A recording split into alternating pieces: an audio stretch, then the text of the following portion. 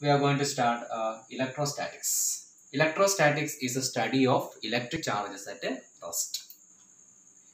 For example, if you rub a silk cloth with a glass rod, it is seen that the glass rod is acquiring positive charge and silk cloth is acquiring negative charge. And how does it happen? When we are rubbing, electrons will be transferred from the glass rod to the silk cloth. So the atoms of glass rod acquire positive charge and the atoms of silk cloth acquire negative charge.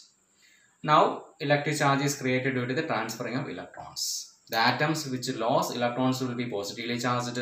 Electrons will gain, the atom which gained electrons will be negatively charged. Now electric charge has SI unit, Coulomb. Coulomb is a SI unit of electric charge. One electron possesses electric charge of 1.6 into 10 raised to minus 19 Coulomb. The electric charges have a few properties. First property of electric charges, first one is only two types of electric charges, positive and negative.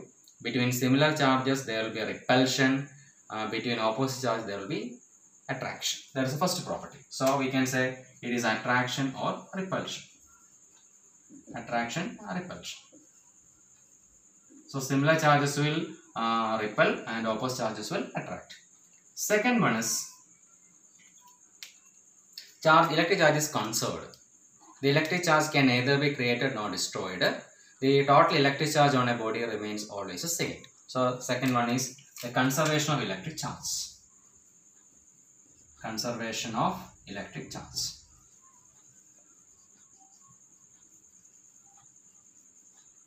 Third property is that electric charge is quantized. Means the total electric charge on a body exists as integral multiple of the charge E.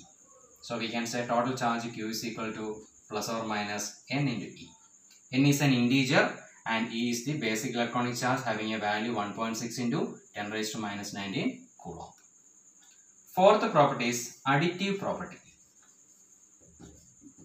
Additive property means that if there are many charges on it, for example, we have a body, here it has a charge Q1 at this end, here it has got Q2, here it has got Q3, then total charge on the body Q is equal to Q1 plus Q2 plus Q3.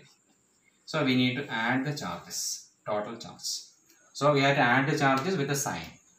So positive charge we have to give positive sign, negative we have to give negative sign. So this is called additive property. These are the main properties of electric charges. Electric charges exist as two signs, positive and negative.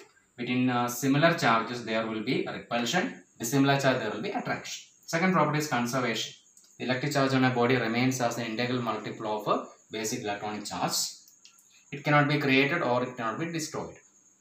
Third one, Q is equal plus or minus NE means it is called quantization. The total charge of a body exists as integral multiple of the basic electronic charge. N is an integer.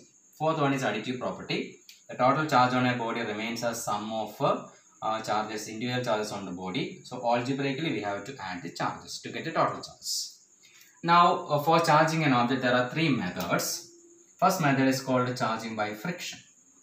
That already I have explained. When you rub suitable pairs of objects like glass rod and silk. Glass rod is acquiring positive charge and silk is acquiring negative charge. This is one method called friction. Second method is charging by contact. If you have a charged body and if you have another uncharged, for example, this is a charged body containing 4 positive charges. Charged body A. A B is uncharged body. We need to touch the charged body with the uncharged body. What happens is a few charges. If there are 4 charges, 2 of these charges will flow to the uncharged body. So uncharged body will be charged. So 2 charges are removed from here to the charged body B. Now we can say the body B is having charge 2. Now A also having 2 charges. So when we separate these two, A will be having 2 positive charges, B will be having 2 positive charges. This method is called charging by contact. So suitably by keeping in contact we can charge objects. Third method is charging by induction. This is very important. Induction. Charging by induction means if you have 2 conductors, conductor A and conductor B. They are kept separated, conductor and conductor B.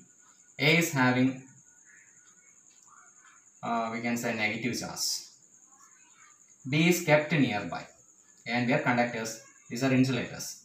Now the negative charge will attract positive charges on the conductor B and repel the negative charges far away. They are kept at a distance. Now next step what we will do is we will connect this end to earth. So these negative charges will go to earth. So only positive charge will remain there. Now what happens is, now it has positive charge, negative charge have gone to earth. Now when we remove the charged body, the body B contains only what? Negative charges. So the body now is left with the negative charges. Sorry, not negative, it is left with the positive charges. So the body B has positive charges. Initially, the body B was not having any charge.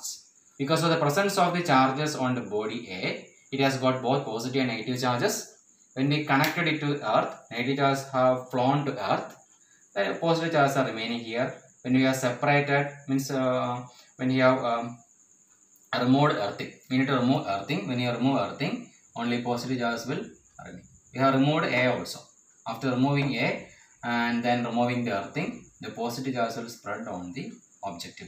So in this manner, we can charge the object B. This is called charging by induction. So there are three types of charging: charging by friction, charging by contact, and charging by induction. Okay, thank you.